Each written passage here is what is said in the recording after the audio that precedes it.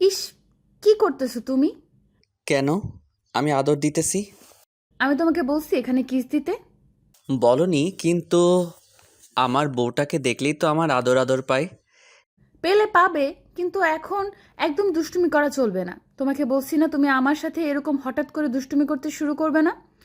এটা কি আমার দোষ? তোমার কাছে আসলেই, তোমার এরকম অবস্থায় দেখলেই আমি নিজেকে আটকে রাখতে পারি না। তোমাকে অনেক বেশি কাছে টেনে নিতে ইচ্ছে করে, আদর করতে ইচ্ছে করে। তাহলে আমি কি করব জান? দোষ নয়, কিন্তু এটা তোমার লুচুগিরি।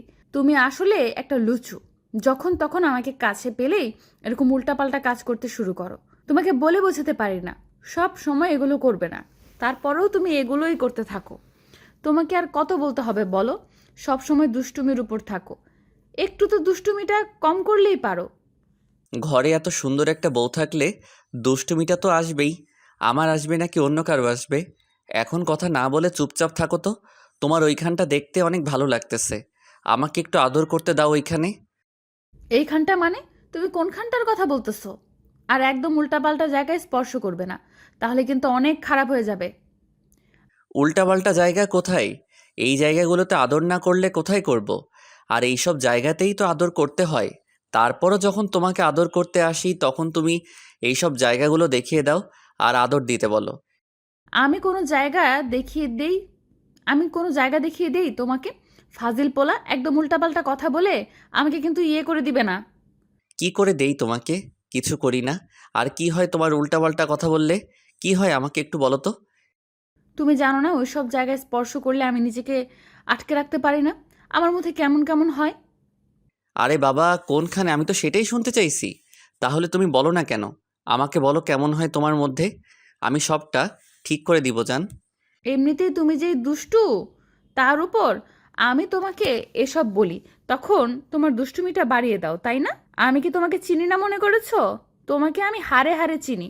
একদম আমার কাছে এসে এরকম দুষ্টুমি করবে না, তাহলে আমার থেকে খারাপ আর কেউ হবে না। আমি তো জানতে চাই তোমার মধ্যে কেমন হয়। সেটা যদি না বলো তাহলে দুষ্টুমি করতেই থাকবো। আর বেশি বেশি দুষ্টুমি করব। স্পর্শ করব যেন আমার স্পর্শে তুমি পাগল হয়ে যাও। ফাজিল পোলা, তুমি বুঝতে পারো না এইসব জায়গায় স্পর্শ দিলে আমার মধ্যে উত্তেজনা কাজ করে। আমি অনেক বেশি উত্তেজিত হয়ে যাই, পাগল হয়ে যাই তোমার স্পর্শ পেলে। তার উপর তুমি যখন ঘাড়ে, গলায় আর আমার বুকের উপর, তারপর নাভিতে। থাক থাক, আর গভীরে যাওয়ার দরকার নেই। এসব কথা সবার সামনে বলে কি প্রকাশ করতে যাইতেছো? আমি তোমার সাথে অনেক বেশি রোমান্স করি। করোই তো, ওরা শুনলে ক্ষতি কি? তুমি যেটা করো আমি সেটাই বলতেছি। এইসব জায়গায় তুমি স্পর্শ করে আমাকে পুরো পাগল করে দাও। তারপর সম্পূর্ণ আদরটা না পাওয়া পর্যন্ত আমি নিজেকে শান্ত করতে পারি না। তার উপর তুমি যে ফাজিল, এগুলো করে আমাকে উত্তেজিত করে দাও। কিন্তু আমার কাছে এসে আমাকে সম্পূর্ণ আদরটা করতে চাও না, আমাকে কষ্ট দিতে থাকো। ওই জন্যই তো তোমাকে এইসব করতে বারণ করি, আর এখন করতে দিচ্ছি না। তুমি সেটা না বুঝে উল্টাপাল্টা জায়গায় আমাকে স্পর্শ করতেছো। আরে বাবা, উল্টাপাল্টা জায়গায় কোথায় স্পর্শ করলাম? আর তুমি বুঝতেছো না, তোমাকে কাছে পেলে আমার আদর পাওয়ার ইচ্ছাটা বেড়ে যায়। তোমাকে ভালোবাসতে ইচ্ছে করে, প্রচণ্ড পরিমাণে কাছে পেতে ইচ্ছে করে। তার উপর তোমার এই জায়গাটা দেখতে এতটা কিউট, যার জন্য তোমার ওইখানটা স্পর্শ না করলে নিজেকে আটকে রাখতে পারি না। খুব বেশি ভালোবাসতে ইচ্ছে করে তোমাকে কাছে পেলে। তাই ফাজিল পোলা, ওই জায়গাটা মানে তুমি কোন জায়গাটার কথা বলতেছো? তোমাকে বলছি না এইসব উল্টাপাল্টা কথা বলবে না। সবাই কি ভাবছে বলো তো? আর পরিষ্কার করে বলো কোন জায়গার কথা বলতেছো তুমি। আরে বাবা, তোমার নাভির কথা বলতেছি। ওই জায়গাটা অনেক সুন্দর দেখতে। তোমার ওই জায়গাটা দেখে আমি বারবার ক্রাশ খাই। ওই জন্য তোমাকে এই অবস্থাতে দেখলে থাকতে পারি না। তোমার কাছে আসতেই হয়, তোমাকে আদর দিতে হয়। তুমি কি সেটা বুঝতে পারো না? তাই? আর তুমি সব সময় এই কথাটা বলো কেন? আমার নাভিটা দেখতে নাকি অনেক কিউট, আর দেখলেই তুমি আমাকে আদর না করে থাকতে পারো না। সত্যি কি সুন্দর জায়গাটা, জান? যেটা সত্যি সেটাই বলেছি। আর শুধু কিউট না, অনেক হট। ওই জায়গাটায় আদর না দিলে আমি নিজেকে আটকে রাখতে পারি না। যতক্ষণ আদর না দিব ততক্ষণ নিজেকে শান্ত রাখতে পারি না। তুমিও সেটা খুব ভালো করে জানো। আর আমি জানি তুমি আমার সামনে এসে ওইগুলো দেখাও, এই জন্যই তাতে আমি তোমাকে ওইসব জায়গাগুলোতে আদর দিয়ে দেই। লুচু পোলা, একদম মিথ্যা বলবে না। আমি তোমাকে কখনো দেখাইনি যে আমার এইসব জায়গায় আদর দাও। উল্টো তুমি ঘুরঘুর করতে থাকো, কখন আমার কোথায় আদর দিতে পারো সেই ধান্দাটা নিয়ে। আমি সবটাই জানি। তোমার মাথায় সবসময় লুচুগিরি ঘোরাঘুরি করে। এখন কথা না বলে যে কাজটা করতেছো সেই কাজটা করতে থাকো। ঈশান একটা মুচকি হেসে আদ্রিতার সামনে বসে পড়ল। তারপর আবারও ওর প্যাটের উপর থেকে শাড়িটা সরালো। ওর এরকম কর্মকাণ্ডে আদ্রিতা ফ্যাল ফ্যাল করে ওর দিকে তাকিয়ে রইল আর দেখতে লাগলো ঈশান কি করে। ঈশান বেশ কিছুক্ষণ আদ্রিতার নাভির দিকে তাকিয়ে থেকে একটা মুচকি হাসি দিয়ে তারপর ওর নাভিতে মুখ ডুবিয়ে দিয়ে নাক ঘষতে শুরু করলো। আদ্রিতা ওকে কিছু বলে উঠতেই পারল না। ঈশানের গরম নিঃশ্বাস আদ্রিতার নাভিতে পড়তে লাগলো। সাথে সাথে ও চোখ জোড়া বন্ধ করে নিল আর কেমন শিউরে উঠল। ঈশান ওর নাভিতে বেশ কয়েকটা ডিপলি কিস করে দিল। সাথে সাথে আদ্রিতা ওর চুলগুলো দুই হাতে খামছে ধরল। তারপর আদ্রিতার হুটহাট করে যখন মনে হলো ওরা একটু পর বের হবে, আপু বাসায় যাবে, তখন আদ্রিতা ওকে এক ঝটকায় দূরে সরিয়ে দিল। আর ঈশান বলতে লাগলো, কি হলো বউ, তোমার কি খুব বেশি খারাপ লেগেছে? আমাকে বলো কোথায় খারাপ লেগেছে। আচ্ছা ঠিক আছে, আমি আর এমন করে স্পর্শ দিব না, অন্যভাবে আদর দিব তোমাকে। বলো আমাকে কি হয়েছে জান, ব্যথা লাগছে তোমার? ফাজিল পোলা, তোমাকে বলছি আমি এই কাজটা করতে, তোমাকে বলছি আমি শাড়ি ঠিক করে দিতে, আর তুমি হুটহাট করে আমাকে এইভাবে কাছে টেনে নিয়ে এইসব উল্টাপাল্টা কাজ করতে শুরু করেছো। আসলেই তুমি একটা লুচু। এ বাবা, তুমি তো বললে যেন আমি তোমাকে আদর করে দেই, কিন্তু তুমি সেটা মুখে না বললে আমি তো বুঝতে পেরেছি। আমি তো এটাই করতেছিলাম একটু আগে, কিন্তু তুমি এখন এমন করে বলতেছো কেন? আমি একটাবার তোমাকে বলিনি আমার নাভিতে এইখানটায় এত বেশি আদর দিয়ে দিতে, যার জন্য আমি অনেক বেশি উত্তেজিত হয়ে যাই। তোমাকে বলেছিলাম শাড়িটা ঠিক করে দিতে, তুমি সেই তখন থেকে শাড়ি ঠিক করার চেষ্টা করার ছলে আমার সাথে দুষ্টুমি করে চলেছো। আর এইভাবে দুষ্টুমি করতে থাকলে আজকে আর বাবার বাসায় যাওয়া যাবে না, তুমি তো সেটা ভালো করেই বুঝতে পারতেছো। না হলে না হবে, আমি আর তুমি সারাটা বিকেলে রোমান্স করব। তুমি তো সেটা জানো, তোমার সাথে রোমান্স করার সুযোগ পেলে আমি... এই তো কথা ঘুরিয়ে এসে এক জায়গাতেই নিয়ে গেলে তো। আমি কি জানি না মনে করেছো তোমার ধান্দাটা কি? সুযোগ পেলেই শুধু রোম্যান্স করার জন্য পাগল হয়ে যাও, তাই না? একদমই সব উল্টাপাল্টা কথা বলবে না। আমি তোমাকে বলছি না কোনো রোম্যান্স হবে না। আগে বাসায় যাব, তারপর যদি আজকে ফিরতে পারি তো ফিরবো, আর না হলে আব্বু আম্মু যদি বেশি জোরাজোরি করে ওইখানেই থাকবো। না হলে এইসব উল্টাপাল্টা কথা চিন্তা করবে না। ও রাতে তাহলে রোমান্স হবে?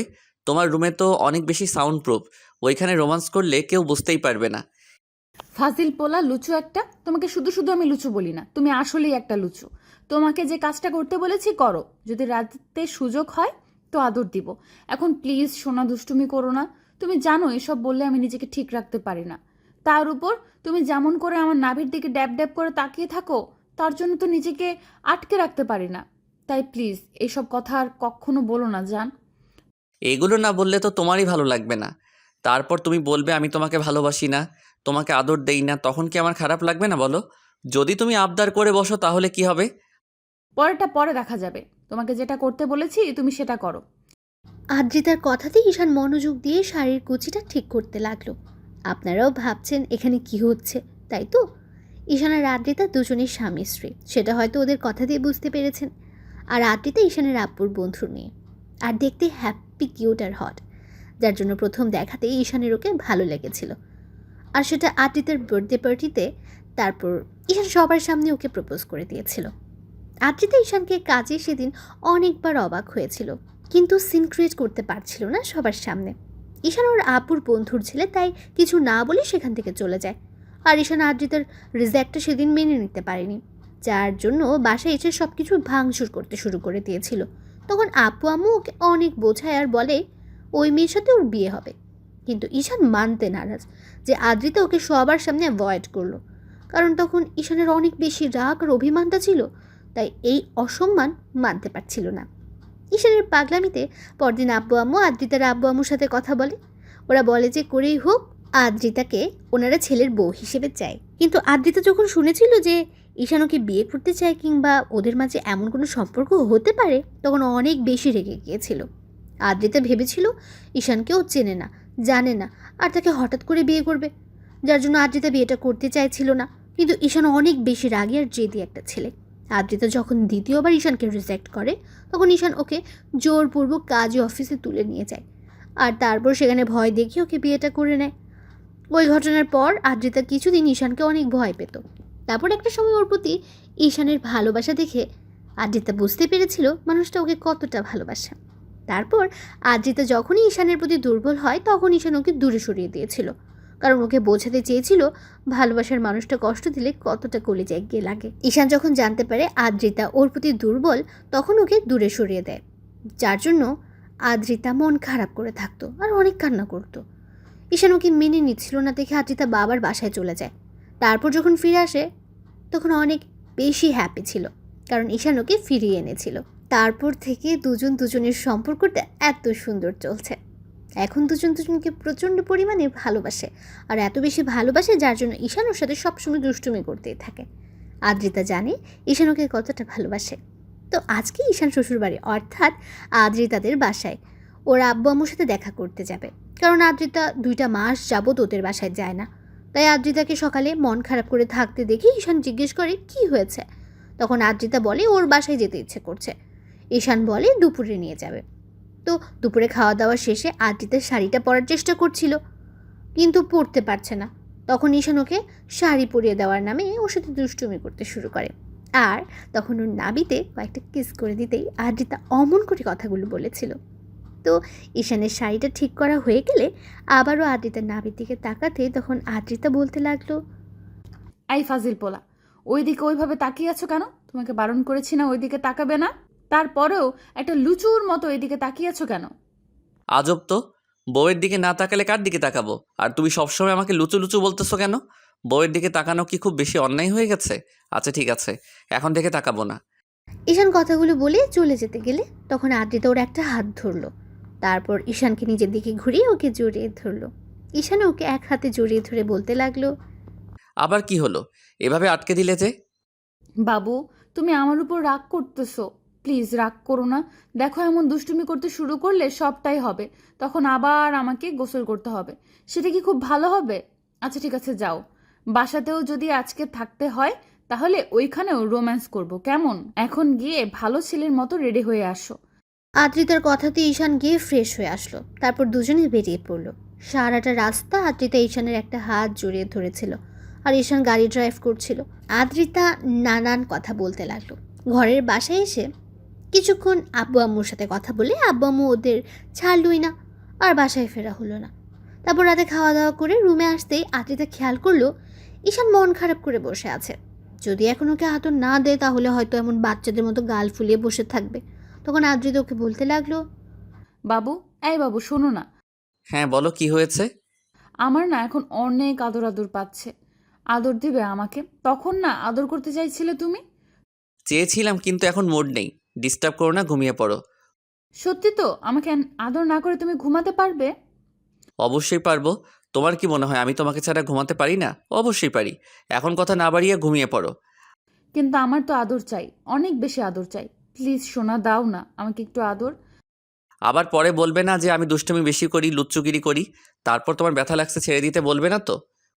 আরে বাবা না, এগুলো বলবো না। তুমি প্লিজ একটু আদর করো, আর যদি না করো তাহলে কিন্তু আমি কান্না করব। ঈশান একটা মুচকি হাসি দিল। তারপর আদ্রিতার অনেকটা কাছে এগিয়ে আসলো, আর আদ্রিতা ওর দিকে ড্যাব ড্যাব করে তাকিয়ে রইল। ঈশান ওর মুখের পাশে হাত রাখলো। আদ্রিতা চোখ বন্ধ করে নিল। তখন ঈশানের খুব হাসি পাচ্ছিল ওরকম কর্মকাণ্ডে। ঈশান যতবার পাগলিটার কাছে আসে আদ্রিতা তখনই চোখ জোড়া বন্ধ করে নেয়।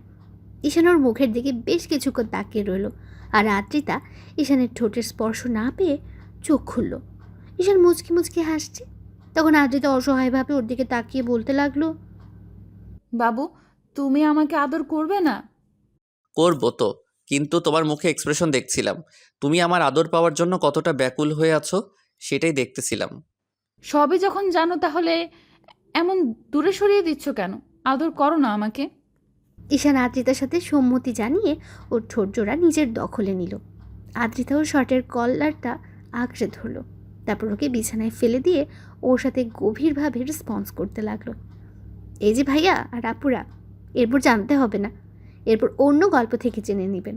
আর বেশি জানার আগ্রহ থাকলে বিয়ে করে নেবেন। ধন্যবাদ সবাইকে আমাদের পাশে থাকার জন্য।